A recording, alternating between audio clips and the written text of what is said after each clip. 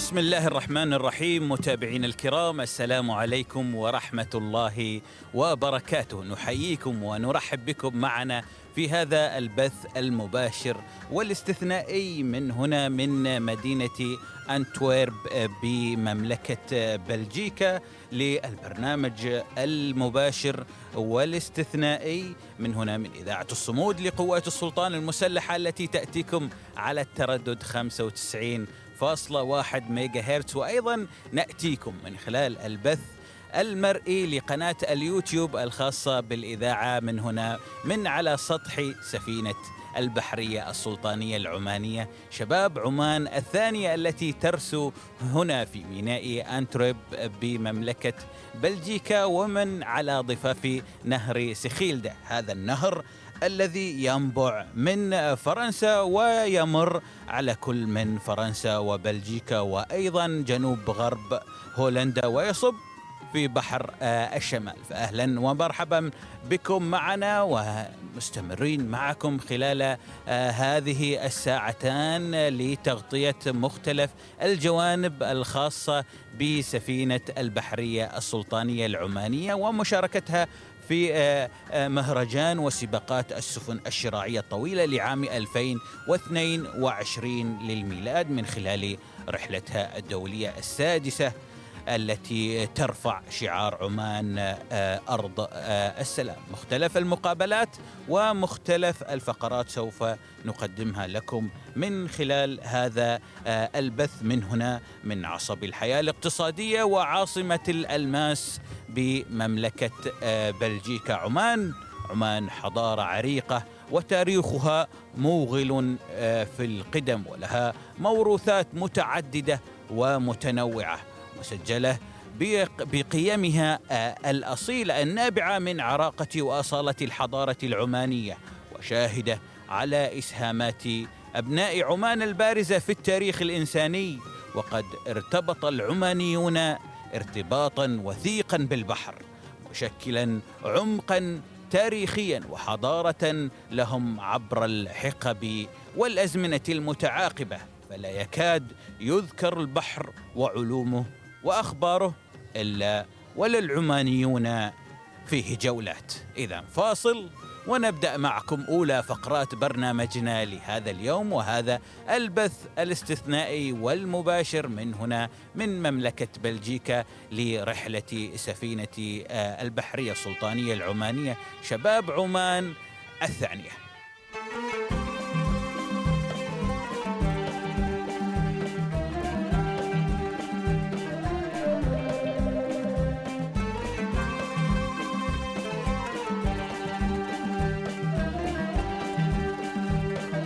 ومرحبا بكم متابعينا الكرام أينما كنتم، نحييكم من هنا من على سطح سفينة البحرية السلطانية العمانية شباب عمان الثانية، التي ترسو هنا في ميناء مدينة أنتورب بمملكة بلجيكا من على ضفاف نهر سخيلدة. هذا البرنامج وهذا البث المباشر والاستثنائي الذي نقدمه لكم اليوم من هنا من مملكة بلجيكا للحديث بشكل كبير وكثير عن سفينة البحرية السلطانية العمانية شباب عمان الثانية، والعديد ومختلف أيضا التفاصيل الخاصة بمشاركة السفينة في رحلتها الدولية السادسة عمان أرض السلام. نبدأ بداية في مقابلتنا الأولى مع سعادة نجيم بن سليمان العبري، سفير سلطنة عمان المعتمد لدى مملكة بلجيكا ولدى الاتحاد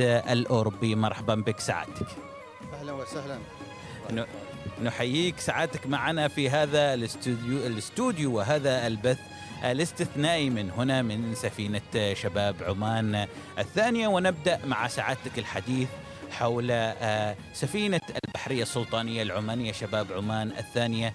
هي بلا شك سفير متنقل لسلطنة عمان، تجوب مختلف المدن والموانئ في مختلف دول العالم، تقدم العديد من التفاصيل المرتبطة بالتراث والتاريخ والثقافة والسياحة العمانية.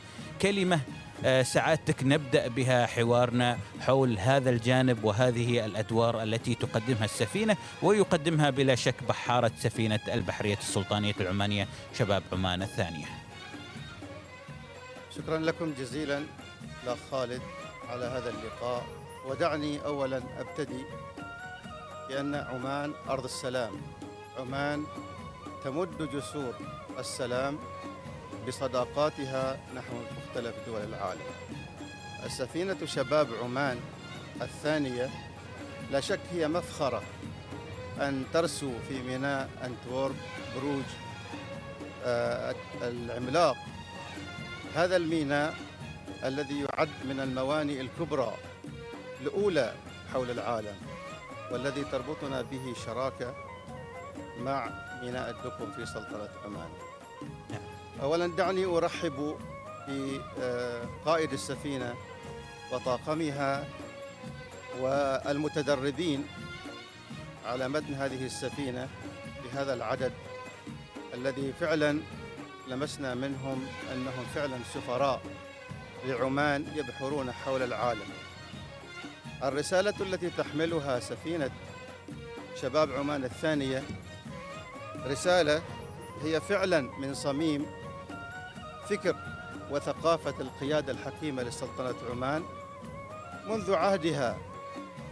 فعمان فعلا أرض السلام، أرض المحبة، أرض التواصل، تمد جسور العلاقات مع مختلف دول العالم، تمد جسور العلاقات بمختلفها، ليس فقط السياسية وإنما الاقتصادية والسياحية والثقافية. هذه مقدمة أستطيع أن أقولها عن هذه الرحلة.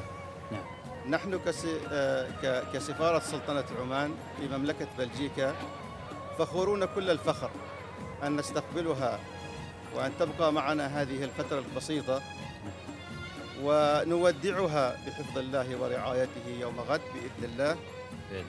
إلا أن حقيقة يعني ما لاحظته من إقبال على هذه السفينة من مختلف الممثلين سواء كانوا رسميين أو سفراء معتمدين، إقبال كثير، والطلبات ترد إلينا حتى على مستوى الشخصي أنهم يرغبون في إعادة الزيارة هم وأسرهم وعائلاتهم. جميل. نعم سعادتك، إذن إقبال كبير كما نلاحظ هنا في البث المباشر لقناتنا على اليوتيوب قناة إذاعة الصمود، إقبال كبير لمختلف الجماهير الموجودة هنا في المدينة، في مدينة أنتورب في مملكة بلجيكا. سعادتك أدوار بلا شك تقدمها السفينة ويقدمها بحارة السفينة، وكذلك هي أدوار مشابهة لما تقدمه سفارة السلطنة لدى مملكة بلجيكا.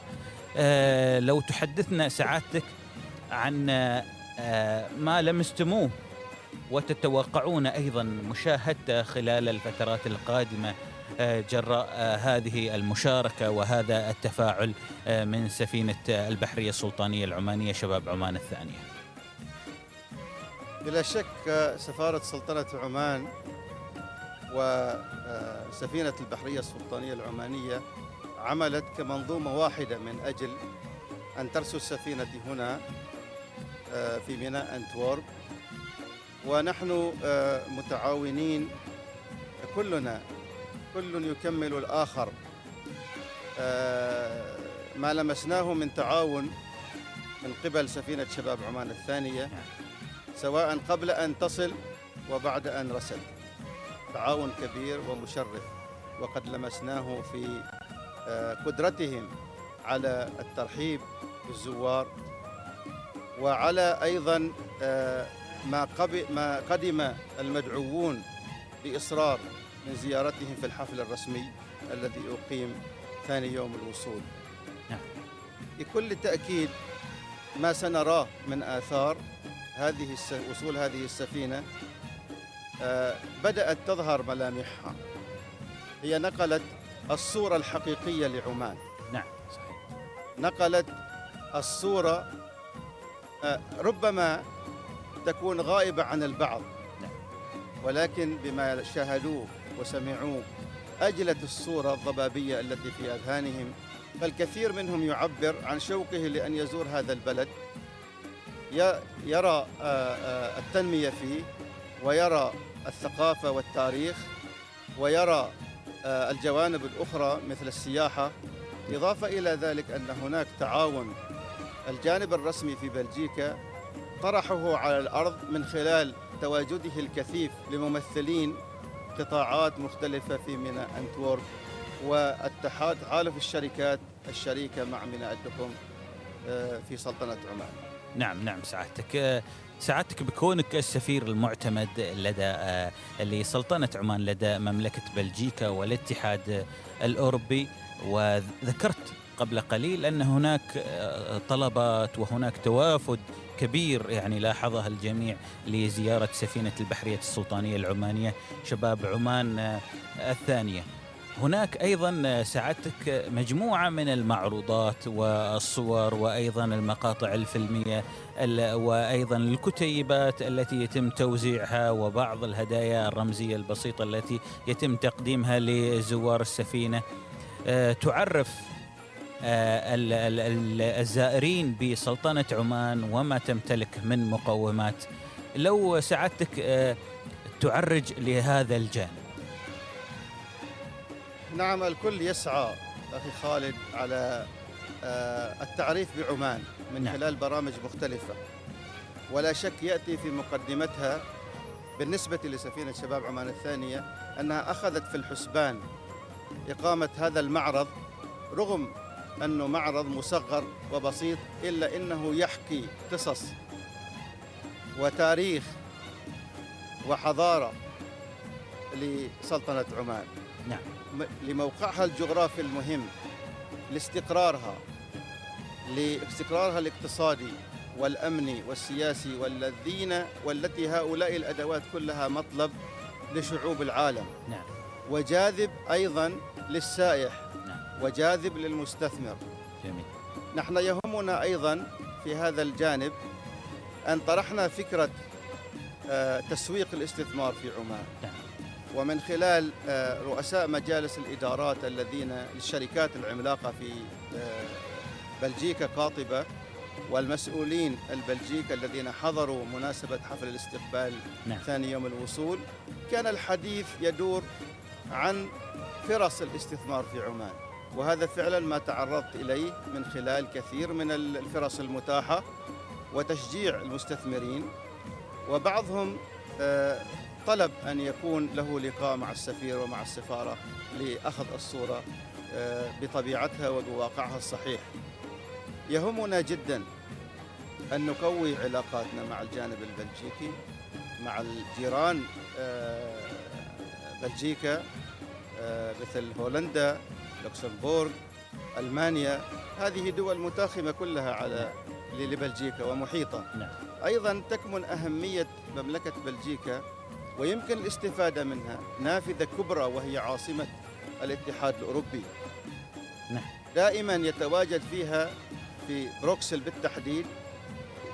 نتكلم عن 27 دولة متحدة تحت اتحاد واحد يسمى الاتحاد الأوروبي.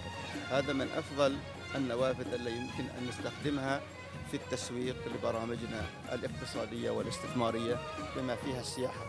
وقد لمست فعلا يعني منذ أن أتيت في 2014 إلى مملكة بلجيكا، لمست أن هناك في إقبال جيد على السياحة في عمان من قبل البلجيك ومن قبل الأوروبيين الذين يمثلون دولهم 28 قبل وال27 حاليا. وفعلا حسب ما سمعت أيضا من وزارة السياحة ومن مراكز الإحصاء بأن نسبة السياحة نسبتها ارتفعت إلى عمان. هذا ما نطمح إليه، أن نسوق السياحة في عمان، ولكن علينا أن نسوقه بأدوات جيدة جاذبة. أكيد سعادتك. أيضا سعادتك تطرقت لجانب الاستقبال اللي تم على ظهر سفينة البحرية السلطانية العمانية شباب عمان الثانية. كان من ضمن الحضور مجموعة من رجال الأعمال، ومنهم طبعا مدير مرفأي طبعا أنتورب وبروج. وذكر من ضمن سياق الحديث زار الدقم، وأن هناك في تشارك ما بين ميناء الدقم وهذا الميناء هنا في بلجيكا، لو تنوه لهذا الجانب وهذه الشراكات وأهم التفاصيل الخاصة بها. نعم، هناك اتفاقية موجودة بيننا وبينهم وتنفذ على الأرض حاليا. نعم. وهي الشراكة بين حكومة سلطنة عمان ممثلة في هيئة الدقم وميناء أو تحالف ميناء أنتورب بروج. نعم. وهم موجودين على الأرض. وآخر المشاريع التي بدأت على الأرض في عمان هو مشروع الهيدروجين الأخضر. نعم. الذي أخذته أحد الشركات العملاقة والمشهورة في مملكة بلجيكا. نعم. نعم. كانت زيارة جلالة الملك في شهر فبراير الماضي كانت أيضا مشجعة، ونظمت جولة لجلالته في منطقة الدقم، وزار المنطقة التي أخذتها الشركة لتنفيذ مشروع الهيدروجين من خلال ما تم توفيره من مروحيات في زيارة جوية لمدة على الأقل نصف ساعة تقريبا. كان لي الشرف أن أكون من ضمن بعثة الشرف المخصصة لجلالته، وقد سمعت منه شخصيا بأن المشروع هذا مشروع واعد ومشروع قد يوفر كثير من الطاقة النظيفة. نعم. ويحث هو رجال الأعمال البلجيك على الاستثمار في سلطنة عمان في جميل. جميل سعادتك.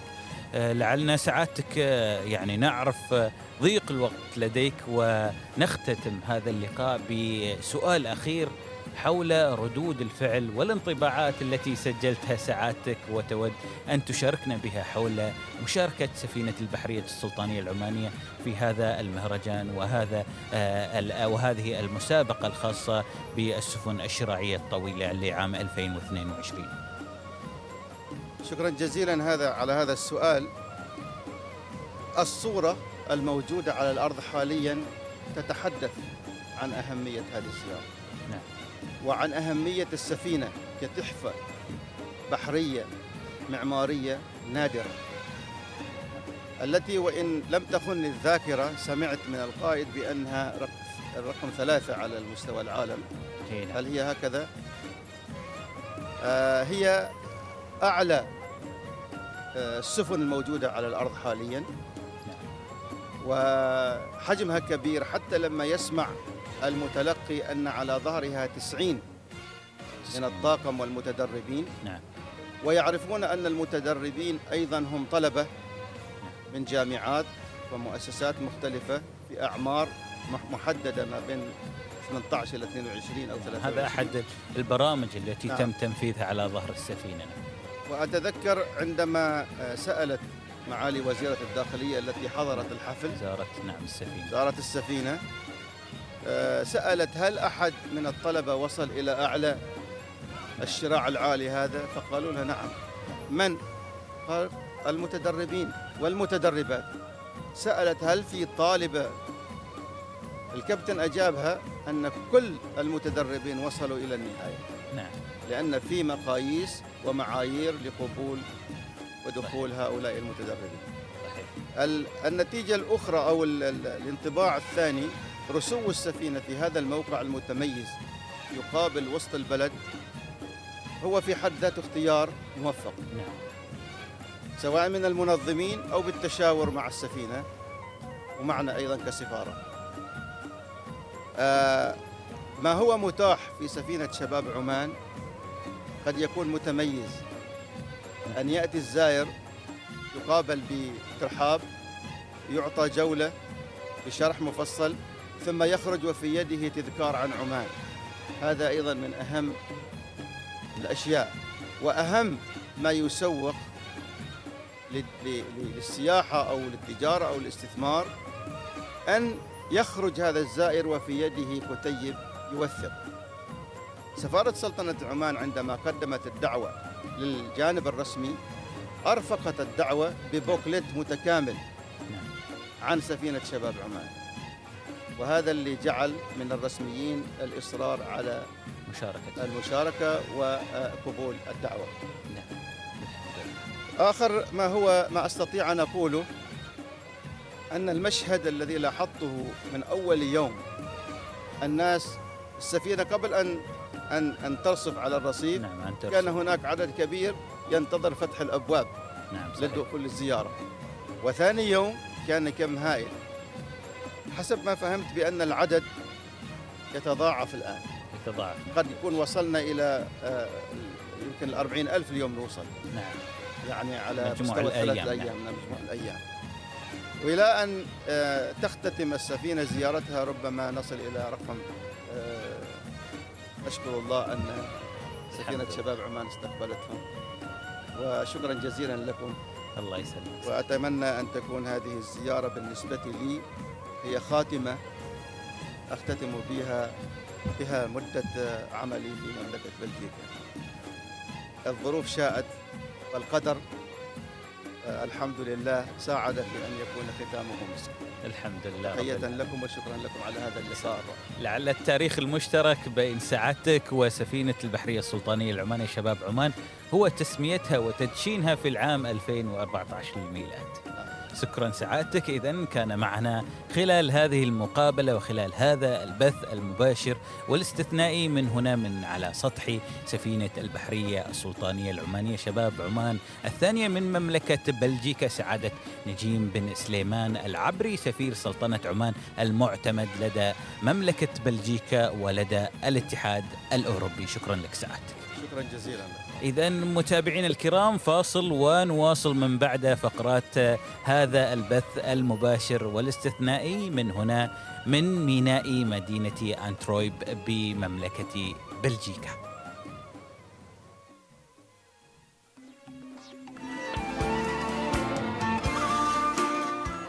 نحييكم من جديد متابعينا الكرام بهذا البث المباشر والاستثنائي من هنا من على سطح سفينة البحرية السلطانية العمانية شباب عمان الثانية التي تشارك في هذا المهرجان الدولي للسفن الشراعية الطويلة لعام 2022 للميلاد ورحلتها الدولية السادسة رحلة عمان أرض السلام التي تقصد بها مختلف المدن والموانئ في القارة الأوروبية. مقابلة جديدة وتفاصيل جديدة نقدمها لكم من خلال هذا البث المباشر من هنا من هذا الاستوديو الذي نقدم لكم من خلالها العديد من التفاصيل حول سفينة البحرية السلطانية العمانية شباب عمان الثانية ومشاركتها هنا في ميناء مدينة أنترويب بمملكة بلجيكا. معي خلال هذه السانحة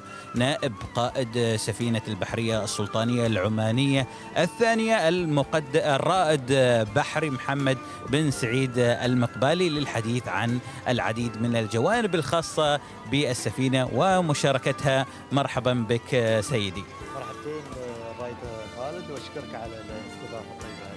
الله يسلمك. نشكرك على قبول الدعوة ومشاركتك معنا والمستمع والمتابع الكريم لمجموعة من التفاصيل الخاصة بسفينة البحرية السلطانية العمانية ومشاركتها في هذا المهرجان وهذا السباق. نبدأ بداية حديثنا حول المسمى الذي تم إطلاقه على هذه الرحلة وهو عمان أرض السلام. ما هي مدلولات هذا المسمى وهذه التسمية؟ عمان أرض السلام جاءت هذه التسمية انعكاسا الدور التاريخي الذي تقوم به السلطنة في مجلس السلام والصداقة بين شعوب العالم.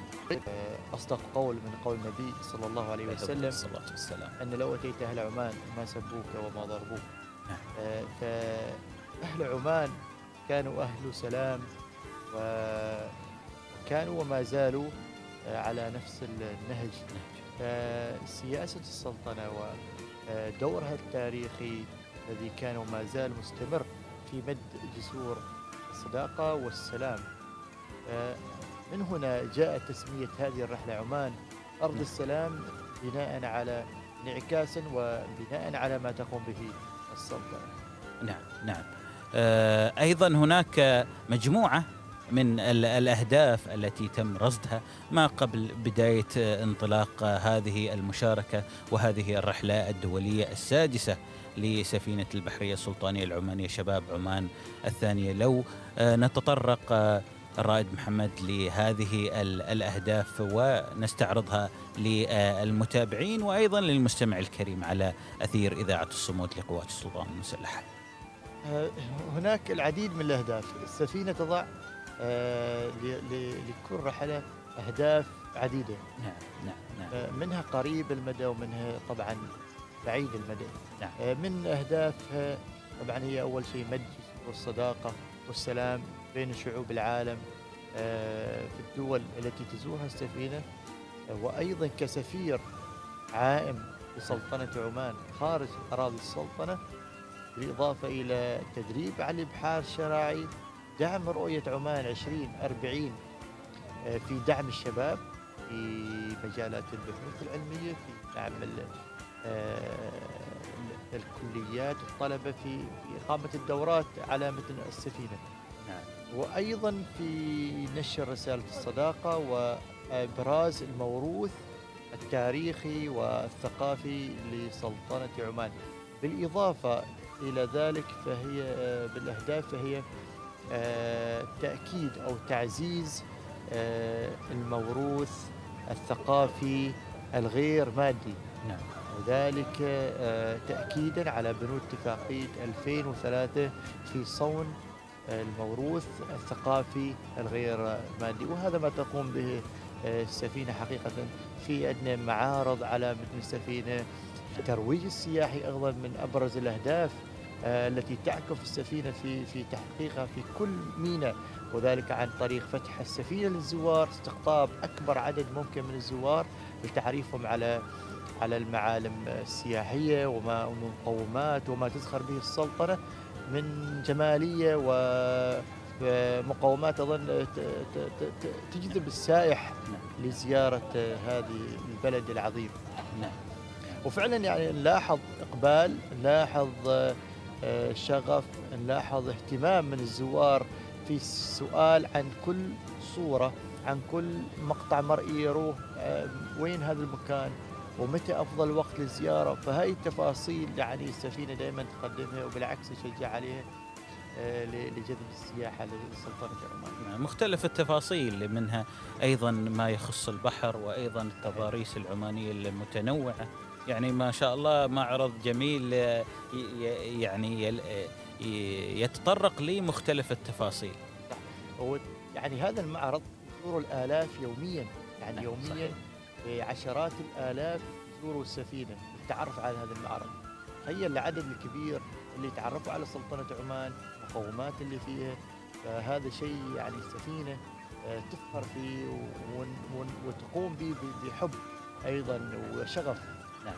الطاقم يعني سعة الصدر واهتمامه بالزائر وترحيبه بالزائر وابتسامته في استقبال الزوار له دور كبير أيضا في جذب هذا الزائر واهتمامه بهذا الموروث وهذه المعارض والمقام على السفينة. أيضا من ضمن الأهداف يعني المختلفة التي تقدم، يعني هناك جانب مهم يعني رسائل السلام التي تقدم من خلال السفينة، هذه الابتسامة التي يستقبل من خلالها طاقم السفينة مختلف الزوار على مختلف فئاتهم، التعامل الراقي الذي لاحظناه من قبل البحارة وطاقم السفينة وأيضا المتدربين على ظهر هذه السفينة. هذه جوانب بصراحة جدا نحن نفخر بها بسلطنة عمان ونفخر بما تقدمونه من أدوار مهمة في سفينة البحرية السلطانية العمانية شباب عمان. أعداد غفيرة الرائد محمد زارت السفينة وأرى شغف هناك لزيارة السفينة. هل ستسجل هذه المحطة وهذه أو هذا التوقف هنا أرقام جديدة قياسية؟ لحد الحين الأعداد جدا كبيرة، ما زالت الزيارة مفتوحة والعدد ما زال في استمرار وتزايد. متوقعين إن شاء الله فعلا نعم أنه يكون عدد كبير جدا في هذا المرسل. لاحظ شغف، أنه لاحظ حب من سكان المدينة والزوار المهرجان في زيارة السفينة والتعرف عليه، وهذا ما بده الزوار، بأن السفينة يعني فتحت أبوابها للزوار بالابتسامة وبالاستقبال وبالجولات اللي في أرجاء السفينة والمعرض. أيضا هذا له دور كبير في نشر الرسالة في المدينة بين السواح الموجودين الاستقطاب. فنلاحظ أن العدد يزيد يوم عن يوم، كل ما اليوم اللي بعده، اليوم مثلا استقبلنا 20,000 زائر في يوم واحدة، بكرة نلاحظ أن العدد أكثر عن هذا. فهذا دليل على أن صدر رسالة السفينة في انتشار ولاقت محبة وقبول من الزوار والسواح، وأيضا من أطقم السفن الشراعية المشاركة في المهرجان. نعم، إذن متابعينا الكرام، كان هذا حديث الرائد بحري محمد بن سعيد المقبالي، نائب قائد سفينة البحرية السلطانية العمانية لنا. شكرا لك الرائد محمد. شكرا جزيلا الرائد خالد، وأتمنى لكم التوفيق إن شاء الله في التغطية المتميزة. بارك الله فيك، واجبنا. متميزين حقيقة. بارك الله فيك. شكرا جزيلا. شكرا لك. إذن متابعينا الكرام، مستمرين معكم في تقديم تفاصيل جديدة حول سفينة البحرية السلطانية العمانية شباب عمان الثانية ومشاركتها في هذه الرحلة الدولية السادسة لهذا العام 2022 للميلاد، والتي رفعت شعار عمان أرض السلام. فاصل ونواصل. نحييكم متابعينا الكرام عبر أثير إذاعة الصمود لقوات السلطان المسلحة، وأيضا عبر البث المرئي لقناة اليوتيوب الخاصة بالإذاعة من هنا من على ظهر سفينة البحرية السلطانية العمانية شباب عمان الثانية، التي تشارك هنا في هذا المهرجان الخاص بالسفن الشراعية الطويلة لعام 2022 للميلاد، من خلال رحلتها الدولية السادسة، رحلة عمان أرض السلام، من هنا من على ضفاف نهر سخيلدا بمدينة أنترويب بمملكة بلجيكا، وهنا من مدينة أو عاصمة الألماس البلجيكية. نحييكم مرة جديدة للحديث عن تفاصيل أخرى حول مشاركة سفينة شباب البحرية، سفينة شباب عمان، سفينة البحرية السلطانية العمانية. لدي من خلال هذه السانحة ضيفان. الأول هو الملازم بحري يقظان بن خالد الهنائي. مرحبا بك يقظان. مساء الخير لك سيدي الرائد خالد، ومساء الخير لجميع مستمعين قناة الصمود، وشكرا للاستضافة. بارك الله فيك. وأيضا لدينا هناك متدربة من المتدربين هنا في سفينة البحرية السلطانية العمانية، جميلة بنت سالم الربيعي. مرحبا بك جميلة. أهلا سيدي، مساء النور والسرور. لي شرف طبعا أن أطلع بإذاعة صمود. أهلا بكم. نبدأ معك يقظان الحديث عن خط سير الرحلة خلال هذه المشاركة، وهذه يعني الرحلة الدولية السادسة لسفينة البحرية السلطانية العمانية شباب عمان الثانية. طبعا مثل ما أسلفت بالذكر سيدي، هذه الرحلة الدولية السادسة لسفينة البحرية السلطانية العمانية شباب عمان الثانية، قاصدة القارة الأوروبية. أبحرت السفينة من قاعدة سعيد بسلطان البحرية بتاريخ 11 إبريل. حتى الآن قطعت السفينة قرابة 9000 ميل بحري، ومتوقع أن تقطع السفينة بالكامل 16,000 ميل بحري. كانت أولى محطات السفينة هي ميناء صلالة التجاري تزود به بالمؤن والوقود. بعد ذلك توجهت السفينة قاصدة ميناء جدة الإسلامية، حيث استغرقت الرحلة 8 أيام، عبرت من خلاله عبر مضيق باب المندب. تعرضت السفينة لأنواع مناخية شديدة جدا، لكن بحمد الله راصفت السفينة بكل سلامة ونجاح في ميناء جدة الإسلامية لمدة 3 أيام. بعد ذلك أبحرت السفينة قاصدة جمهورية مصر لعبور قناة السويس. استغرق العبور مدة 13 ساعة. بعد العبور السفينة دخلت إلى مياه بحر الأبيض المتوسط، متجهة إلى جزيرة كريتي التابعة لليونان. بعد ذلك توجهت السفينة إلى مدينة دبروفنيك التابعة للجمهورية الكرواتية. حظت السفينة بالعديد من الزيارات هناك، لا سيما من قبل طلبة الجامعات البحرية، حيث تم شرح لهم عمل سير السفينة وكذلك الروتين اليومي وبعض من أعمال أو فنون الإبحار الشراعي. بعد ذلك توجهت السفينة إلى كتانيا في جزيرة صقلية التابعة لإيطاليا. بعد ذلك قصدت السفينة المملكة الإسبانية في جزيرة إبيزا، ولعلها تعد أحد أكثر الزيارات نجاحا من حيث عدد الزوار. بعد ذلك توجهت السفينة لعبور مضيق جبل طارق إبحارا من خلال المياه البحر الأطلسي. راصفت السفينة في مدينة بورتو في ميناء ليكسوس تحديدا. بعد ذلك توجهت إلى لندن، وخلال توجهها إلى لندن عبرت خليج البيسكي، القناة الإنجليزية وكذلك مضيق دوفر، دخولا إلى نهر التامس ومراصفة في لندن لمدة 4 أيام. حظت السفينة بالعديد من الزيارات الرسمية بالتنسيق مع الملحقية العسكرية وكذلك السفارة. بعد ذلك توجهت السفينة إلى مدينة كيل في ألمانيا للمشاركة في أسبوع كيل، حيث أسبوع كيل يعتبر أحد أكبر التجمعات للسفن الشراعية في بحر البلطيق، حيث يستقطب هذا الأسبوع قرابة 3.5 مليون زائر سنويا. شاركت السفينة مع جميع باقي السفن، شاركت في المسابقات الرياضية، المسابقات الثقافية، وكذلك حظت بإقبال عديد من الزوار خلال الأسبوع. بعد ذلك توجهت إلى مدينة غوتنبرغ التابعة لمملكة السويد، من ثم إلى مدينة كريستنساند التابعة لمملكة النرويج، ومن ثم قصدت مدينة إسبرغ التابعة لمملكة الدنمارك لبدء احتفالات ومهرجان سفن الإبحار الشراعي الطويلة، حيث راصفت السفينة هناك لمدة 3 أيام، استقبلت الزوار. بعد ذلك أبحرت إلى هارلينغن التابعة لمملكة النذرلاندز، حيث كان السباق الأول من الدنمارك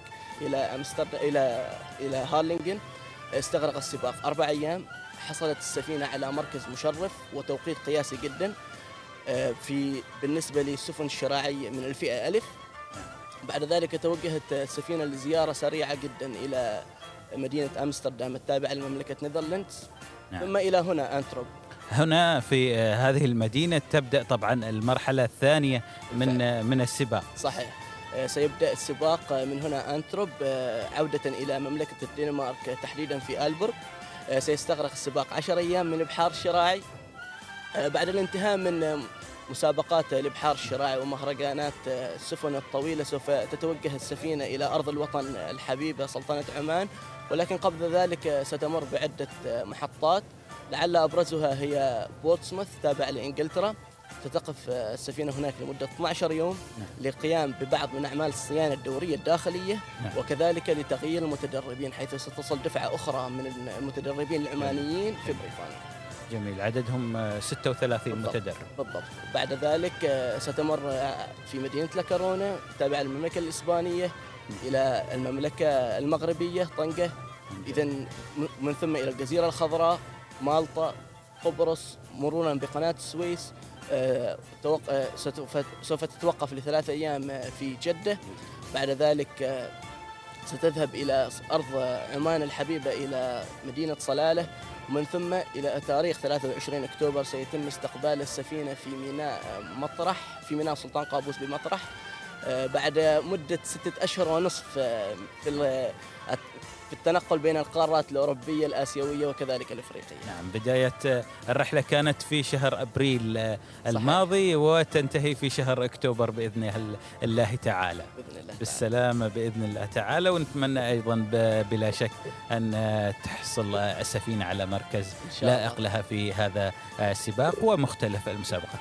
نريحك بعض الدقائق يقظان وننتقل إلى المتدربة على ظهر سفينة البحرية السلطانية العمانية، جميلة بنت سالم الربيعي. جميلة من ضمن المتدربين على ظهر السفينة، عددهم طبعا 36 متدرب. نبدأ معك الحديث حول بداية دخولك للسفينة ورؤيتك لهذه الصواري الطويلة، تجربتك في مجال صعود الصواري. طبعا كان عندي خوف شديد من المرتفعات. نعم. ولكن كانت هذه التجربة بمثابة مغامرة وتحدي لي للتغلب على هذا الخوف الذي أمتلكه أنا. نعم. ففي بادئ الأمر كنت أجد صعوبة في صعود هذه الصواري. نعم. ولكن بفضل وجود مدربين ذو كفاءة وخبرة عالية في هذا المجال، نعم. استطعت ولله الحمد أن أتغلب على هذا الخوف. وحاليا نصل إلى أعلى ارتفاع من الصواري وهو 52 متر. نعم. دون الشعور بأي خوف ولله الحمد. طيب جميلة، أول ما بديتي يعني بالالتحاق بالسفينة وسمعتي خبر أن مطلوب منك الصعود لنهاية هذه الصواري، كيف كان رد فعلك وانطباعك في البداية؟ طبعا في البداية كنت خايفة جدا من أول مرة خبروني، لكن ما قصروا المدربين نعم. والطاقم الموجود استطاعوا التعامل معه. بالضبط. يعني خوفك وتغلبتي عليه. بالضبط، وكانوا يطمنونا يقولون كل شيء إن شاء الله سيفتي وكل شيء بيتم الأمور بأكمل وجه. نعم، أكيد إجراءات السلامة بلا شك هي حاضرة في كل الجوانب التي تتم على ظهر سفينة البحرية السلطانية العمانية شباب عمان الثانية. شكرا جميلة. نرجع لك يا قضام. الحمد لله رب العالمين، سفينة البحرية السلطانية العمانية استطاعت خلال مجموعة من المحطات من الحصول وحصد مجموعة من الجوائز، وصلت بالأمس إلى عدد 4. الحمد لله كانت الجائزة الرابعة بالأمس. نبارك لكم هذه الجائزة، وهي الخاصة بالمركز الأول على المسابقات الرياضية. طبعا الجوائز مختلفة، منها خاصة بالمسافات الطويلة التي قطعتها السفينة، وجائزة أخرى خاصة بأفضل سفينة استقبلت المتابعين، وأيضا أفضل سفينة رست في ميناء. لو تحدثنا عن هذه الجوائز الملازم يا قضاء.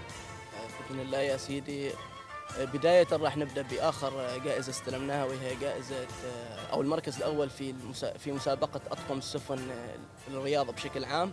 طبعا سفينة شباب عمان الثانية تحرص على إشراك طاقمها في مثل هذه المسابقات، لما له دور كبير في تسهيل عملية انسجام وانخراط أطقم السفن مع بعضهم البعض، أو انسجام وانخراط أطقم السفن مع الزوار والمشاهدين كذلك.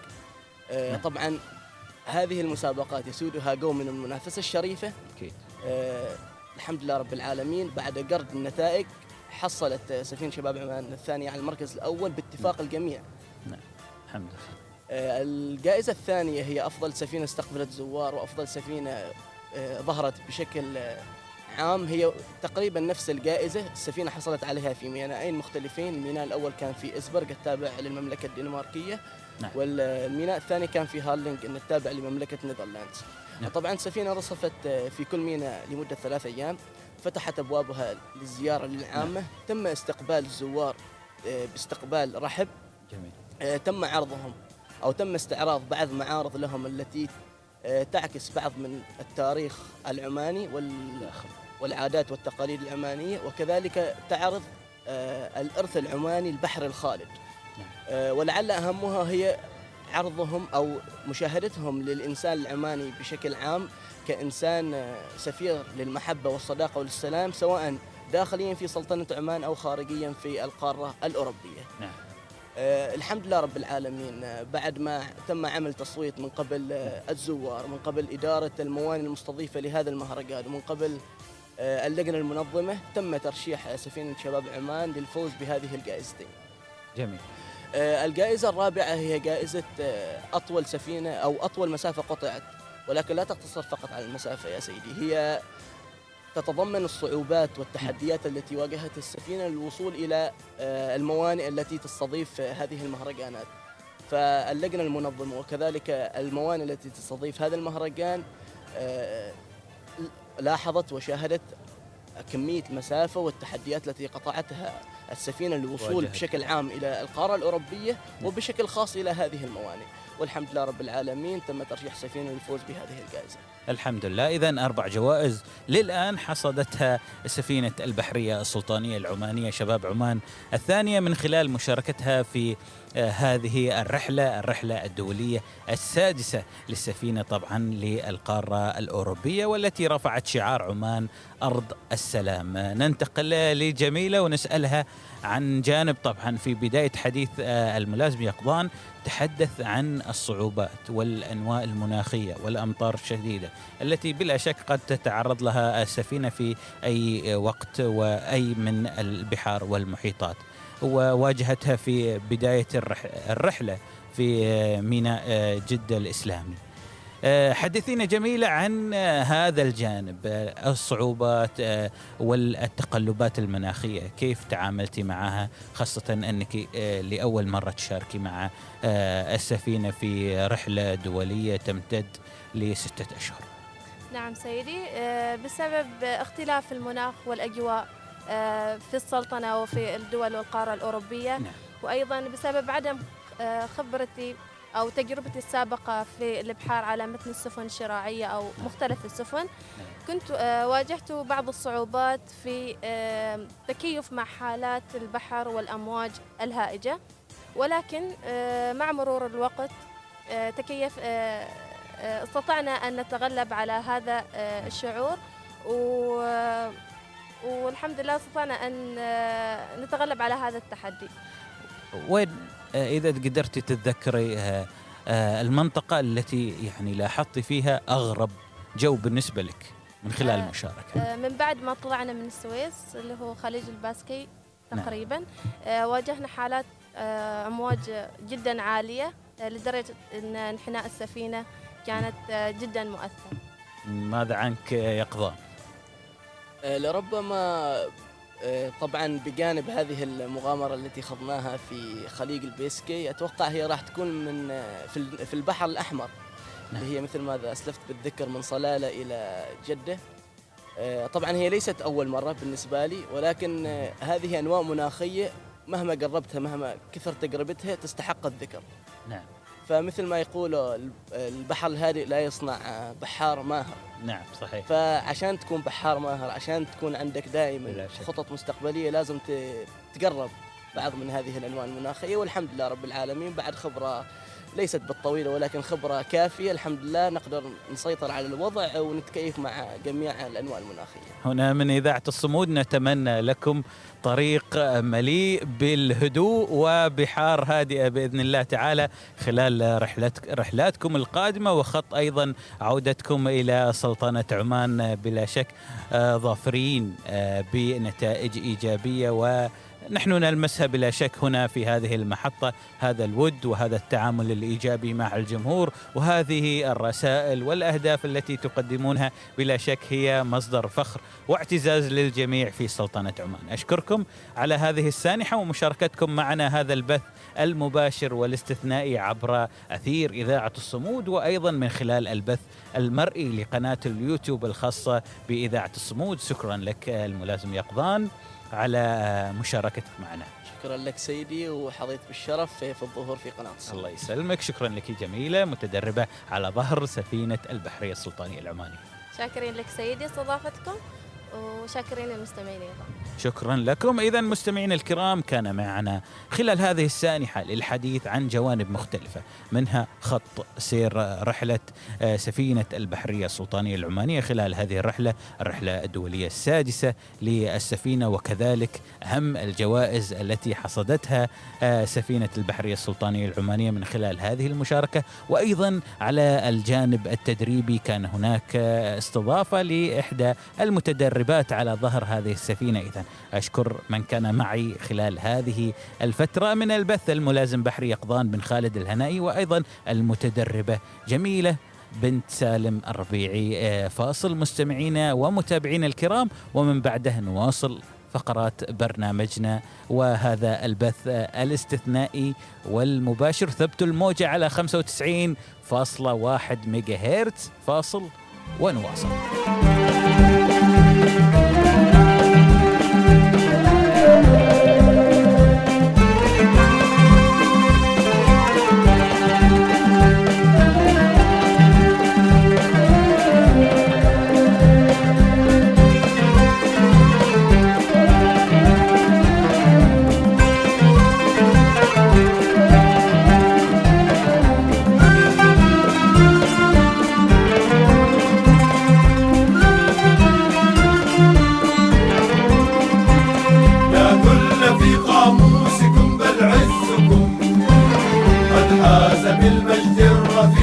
منالا، لا كل في قاموسكم بل عزكم قد حاز بالمجد الرفيع منالا. دمتم دروع المجد يا سياد العلا، دمتم جنودا للفدا ومثالا، دمتم دروع المجد يا سياد العلا، دمتم جنودا للفدا ومثالا. يوم وأصوات العلا قد أنشدا، للعالمين تحية وجلالا، للعالمين تحية وجلالا، للعالمين تحية وجلالا.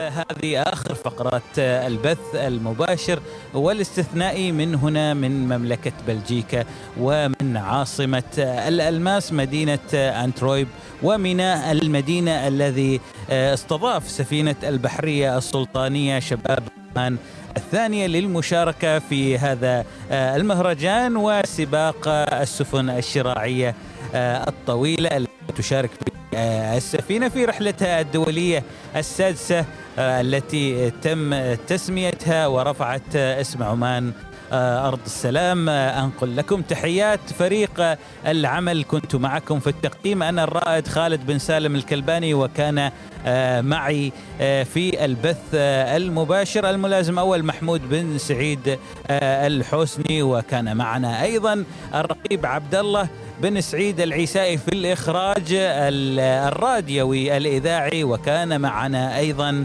الرقيب أول المعتز بن ناصر الجهوري. دمتم في أمان الله وحفظه، والسلام عليكم ورحمة الله وبركاته.